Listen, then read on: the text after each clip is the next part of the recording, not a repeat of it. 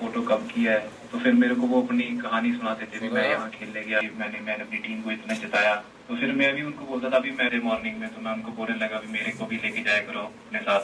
तो मेरे को लेके जाने लगे, जो आप मेरे को टीवी नहीं देखने देते, एक दिन ऐसा है ढूंढोगे देखो वो गुरिंदर दौड़ रहा है, तो टीवी पे दौड़ता हुआ देखती है। बड़ी शानदार बात है आपकी तरफ कि कौन सा जी सर, जब स्टार्टिंग का बहुत तो इससे जिंदगी खराब नहीं होती, सपने देखना नहीं छोड़ते। तो मेरे कोच ने भी मेरे को ये सिखाया, अगर तू नहीं कर इन साथियों ने अलग अलग कैटेगरी में सबसे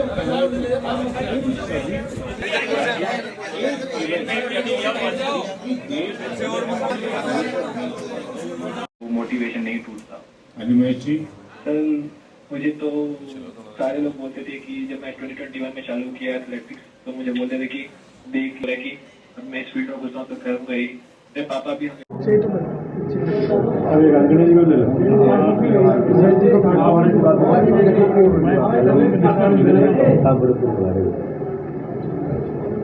भारत माता की सेवा के लिए इतना समय लेकर के भारतीय जनता पार्टी के नेतृत्व में, आदरणीय मोदी जी के नेतृत्व में बंगाल में हम चुनाव जीते हैं। भाई साहब 3 विधानसभाओं को देखने थे,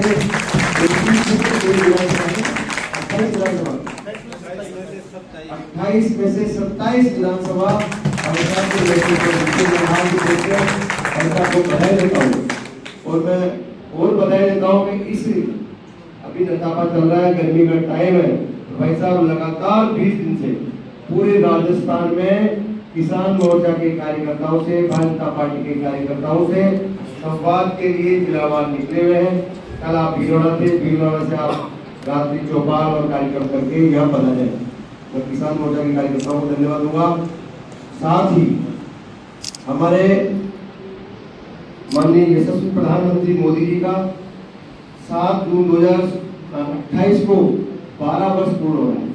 लगातार प्रधानमंत्री के पद पे 2014 से 2026 ऐसे प्रधानमंत्री के रूप में आपने देश को नेतृत्व दिया है, जिनके नेतृत्व में युवा आज देश का टंका पूरी दुनिया में बन रहा है। आज मातृशक्ति को सुरक्षा, किसान भाइयों के लिए विभिन्न योजनाएं और रोजगार के नए नए अवसर प्राप्त हो रहे हैं। आज आत्मनिर्भर भारत के रूप में भारत दुनिया का शक्तिशाली राष्ट्र बन रहा है। ये गौरव भी हमें माननीय मोदी जी के नेतृत्व में प्राप्त हुआ। इसको लेकर 20 साल में आपसे पधारे हैं, मैं उसके लिए भी धन्यवाद दूंगा। अभी इस जून के महीने में हमारे बीच में लगातार कई कार्यक्रम रहने वाले हैं। 21 जून को आपका योग दिवस है, इसके अलावा पर्यावरण सुरक्षा का है, पक्षियों के लिए परिंदे बांधने का कार्यक्रम है, और किसानों की चौपाल का कार्यक्रम है। विभिन्न कार्यक्रम आपके चल रहे हैं। अभी भी वंदे भारत, वंदे गंगा जल योजना का जो हमारा कार्यक्रम चल रहा है, मैं उसके लिए बधाई दूंगा माननीय भाई साहब। माननीय मुख्यमंत्री जी ने टोंक जिले के बिशनपुर बांध से उस वंदे गंगा जल अभियान का शुभारंभ किया, और उसकी लगातार हमारे नरेंद्र जी से उसकी सेवा लेकर वो कार्यक्रम की टीम भी बनी हुई है, लगातार उन कार्यक्रमों में दिया है। मैं आप सबको धन्यवाद दूंगा। अभी पार्टी का प्रशिक्षण का वर्ग भी हमारा 2 दिन का हुआ है, उसमें भी जितने अपेक्षित कार्यकर्ताओं की संख्या थी, आप लोग सब पधारे, और हमने लगातार 11 सत्रों में अच्छे हमारे जो प्रदेश के पदाधिकारी वरिष्ठ कार्यकर्ताओं से हमें सीखने का अवसर मिला है। इसके लिए आप बधाई की बात है। मैं आज के इस कार्यक्रम में माननीय कैलाश जी का पूरा आभार। राजनीति का पारा भी उतना ही चढ़ा हुआ है, बयानबाजी का। हनुमान बेनीवाल जी का बयान आते, कोई भी जनप्रतिनिधि हो उसका ये जिम्मेवारी बनती है कि वो संस्कार हमारे उनको ना भूले, क्योंकि आप और हम सब जानते हैं कि हमें किस प्रकार की मर्यादित भाषा का प्रयोग करना चाहिए, जिससे कि सामने वाले की किसी भी बात पर उनको आहत नहीं हो। और निश्चित रूप से राजनीति करने वाले लोगों के कोई फॉलोवर्स होते हैं, उनके ऊपर उसका असर जाता है। तो मुझे लगता है कि निश्चित रूप से हमें राजनीति के अंदर रहने वाले किसी भी नेता को अपनी संयमित भाषा का, मर्यादित भाषाओं का प्रयोग करना चाहिए, जिससे कि आम जन के अंदर एक अच्छा लगे और अच्छा मैसेज भी जाए। और मुझे लगता है कि इस चीज़ों के ऊपर ध्यान रखना ही चाहिए। मेरी तो हर उस राजनीतिज्ञ से सलाह है जो सोशल मीडिया पर या आम जन के अंदर ऐसे ही वाहवाही लेने के लिए इस प्रकार के बयान देते हैं, उनको उन बयानों से बचना चाहिए। अपनी टीआरपी बढ़ाने के लिए इस प्रकार के बयान दिए जाते हैं, लेकिन हमारी पुराने जितने भी नेता हुए उनकी आपने देखा होगा कभी मर्यादा को उन्होंने नहीं लांघा। चाहे बड़े बड़े, चाहे हमारे यहाँ के पूर्व के मुख्यमंत्री रहे होंगे या पूर्व के नेता रहे होंगे, वो जब भी मिलते थे तो एक वही व्यवहार होता था। पॉलिटिकल अपनी जगह अलग होती है, लेकिन जब सामने आमने मिलते हैं तो बहुत अच्छे मर्यादित बातें करते थे, लेकिन हंसी मजाक में कर लिया करते थे, लेकिन इतना कभी नहीं हुआ। मुझे लगता है कि हमें अपने पुराने ऐसे नेताओं से जो बहुत सीनियर रहे उनसे उनको आदर्श रहे उनको ध्यान में रखकर हमें करना चाहिए। तो मेरा तो यही सलाह है किसी से भी हो कि हमें मर्यादित भाषा के अंदर राजनीति करनी चाहिए। राजनीति चाहे कहीं पर भी हो, यहाँ पर हमारे सारे जो भी है वो फॉलोअर्स है वो उसका फॉलो किया करते हैं। जैसा कि अपने प्रधानमंत्री आदरणीय नरेंद्र मोदी जी ने एक आह्वान किया है, जो विश्व की जिस प्रकार की स्थिति बनी हुई है, युद्ध के हालात और युद्ध चल रहा है, तो उसको लेकर जो संकट पूरे विश्व के सामने आ रहा है उसको एडवांस में प्रधानमंत्री नरेंद्र मोदी जी ने सभी देशवासियों से आह्वान किया कि हमें पेट्रोल डीजल के किस तरह से बचाना है, या खाद का भी जिस प्रकार से यूरिया DAP है उसको भी हम कैसे बचाएं।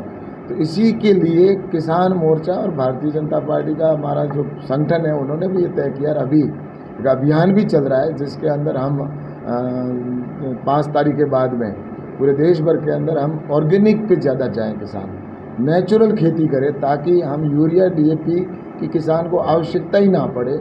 और वो उससे 2 फायदे होंगे। एक तो जो हम सब्सिडी के रूप में करोड़ों रुपए खाद बीज के ऊपर और खाद और यूरिया DAP के ऊपर दे रहे हैं, तो वो सब्सिडी हमारे देश की बचेगी और उसके साथ ही एक अच्छा आहार आम जन को मिलेगा, जिससे कि आज वो इतनी बीमारियां हो रही है पेस्टिसाइड के फल फ्रूट खा के या अनाज खाने से, तो वो भी बचेगा। तो इस पर निश्चित रूप से मैं कह रहा हूँ कि आने वाले समय के अंदर हम लोग काम करेंगे ताकि हम यूरिया DAP की खपत को भी कम कर पाएँ, आवश्यकता भी कम हो, और प्रधानमंत्री जी ने जो आह्वान किया उससे लोग जागरूक भी हो रहे हैं। नहीं, वो ऐसा कोई कारण नहीं है। उसके लिए पहले से ही फाइलें चलती है, सारी चीज़ें होती है, और मुझे लगता है उसके लिए तो ज़्यादा अच्छे तरह से जवाब दे सकते हैं तो हमारे जो पुलिस के अधिकारी DG है वगैरह वो दे सकते हैं। लेकिन उसमें ऐसा कहीं भारतीय जनता पार्टी के अंदर कभी ये नहीं होता कि द्वेषता के साथ कोई कार्रवाई होती है। आवश्यकता नहीं हुई होगी इसलिए शायद किया होगा, जो भी है वो पुलिस का विषय, उनका विषय। घटनाक्रम के बाद से राजनीतिक द्वेषता ऐसा है कि कहीं न कहीं तो सुरक्षा में चूक हुई है। जिम्मेवारी तो प्रशासनिक अधिकारियों की होती है, प्रशासनिक वो पुलिस अधिकारी है, तो जो भी हो उसके ऊपर निश्चित रूप से अगर चूक हुई है तो जिसका वजह से हटाया या क्या वजह हटाया है, कई बार अधिकारी को लगातार उसके जस्ट बाद भी हटा देते हैं। तो मुझे लगता है किस कारण से हटाया, लेकिन इतना तो तय है कि सुरक्षा में चूक हुई है। रविंद्र भाटी जी और इस तरीके का आज का कार्यक्रम है और क्या कार्यक्रम है? देखिए, अभी आज मन की बात सभी भारतीय जनता पार्टी के कार्यकर्ताओं ने सुनी। निश्चित रूप से प्रधानमंत्री नरेंद्र मोदी जी अपने मन की बात कहते हैं, जिसके अंदर वो हर वर्ग को छूते हैं, जिसमें कृषि को भी उन्होंने महत्वपूर्ण ध्यान दिया है, कृषि के ऊपर, और जिसमें ऑर्गेनिक खेती के ऊपर वो विशेष बल दे रहे हैं। और मुझे लगता है कि भारतीय जनता पार्टी का किसान मोर्चा आने वाले कल में पूरे देश भर के अंदर कृषि के अंदर ऑर्गेनिक को बढ़ावा देने का काम करेगा, ताकि केमिकल और जो फर्टिलाइज़र, यूरिया, DAP और पेस्टिसाइड से जिस प्रकार से फसल के अंदर भी उसका इतना नुकसान होता है, और उसके साथ ही मानव जीवन के ऊपर भी, उसके स्वास्थ्य पर भी उसका दुष्प्रभाव पड़ता है। तो इसको कैसे हम कम करें, इस पर आने वाले समय के अंदर निश्चित रूप से किसान मोर्चा काम करेगा। और प्रधानमंत्री नरेंद्र मोदी जी का ये विज़न है कि आने वाले समय किसान आत्मनिर्भर हो, किसान की इनकम बढ़े और किसान अपनी फसल की वैल्यू एडिशन करके मार्केट में अधिक रेट के अंदर बेचे। जैसे कि आलू से आलू की चिप्स है, टमाटर से टमाटर का सॉस बना के बेचे, या आम होता है तो आम का रस बनाकर वो मार्केट में बेचे। उससे कई बनने वाले प्रोडक्ट हैं जिनको वैल्यू एडिशन करें। उसके लिए हमने 10,000 FPO बनाए हैं, और उन FPO के माध्यम से हम किसानों की वैल्यू एडिशन करें। साथ ही हमारे आने वाले समय में किसानों को ज़्यादा कैसे लाभ हो, हाई वैल्यू क्रॉप की खेती करे किसान। तो इस दृष्टि के अंदर हमारे किसान मोर्चा के कार्यकर्ता जाकर नीचे जागरूक करेंगे और मुझे इतना ज़रूर कहना है कि कांग्रेस ने 60 साल तक किसानों के नाम पर राजनीति की, किसानों का शोषण किया, किसान को गुमराह करने का काम किया, लेकिन किसान के हित की योजना भी नहीं बनाई और उनके बजट भी बहुत कम रखा। देश की आबादी थी जहाँ पर 70% किसान, वहाँ पर उनका कृषि का बजट मात्र 22-23 हज़ार करोड़ था। लेकिन आज कृषि का बजट नरेंद्र मोदी जी ने बढ़ाकर 1,25,000 करोड़ से अधिक कर दिया है। लगभग 5 से 6 गुना कृषि का बजट बढ़ाया और किसान सम्मान निधि के तौर पर लगभग 60,000 करोड़ रुपए किसान के अकाउंट में जा रहे हैं। तो ये प्रधानमंत्री जी का विजन है कि किसान को आत्मनिर्भर करना, जिसके अंदर हम आने वाले समय में किसान मोर्चा के माध्यम से किसानों के बीच में जाएंगे और अभी जा ही रहे हैं और उनको जागरूक भी करेंगे और किसानों की जो समस्या है उनको समाधान कैसे हो इसके ऊपर भी हम काम करेंगे। और इसीलिए आज ये कार्यशाला रखी है, यहाँ पर बैठक हो रही है किसान मोर्चे की। और आने वाले समय में पूरे राजस्थान के अंदर हर विधानसभा में और नीचे तक भी इस कार्यक्रम को हम करने वाले हैं। और विशेषकर हम आने वाले समय में ऑर्गेनिक यानी कि नेचुरल खेती, प्राकृतिक खेती हो, इसके ऊपर अभियान के रूप में पूरे राजस्थान में हम लेके जाने वाले हैं, जिसका 12 तारीख को राजस्थान जयपुर के अंदर भी बहुत बड़ा एक कार्यक्रम होने वाला है। तो मुझे लगता है कि हम आने वाले समय किसानों को और ताकतवर बनाएं और आत्मनिर्भर बनाएं, इस पर हम काम करें। अतिवृष्टि और ओलावृष्टि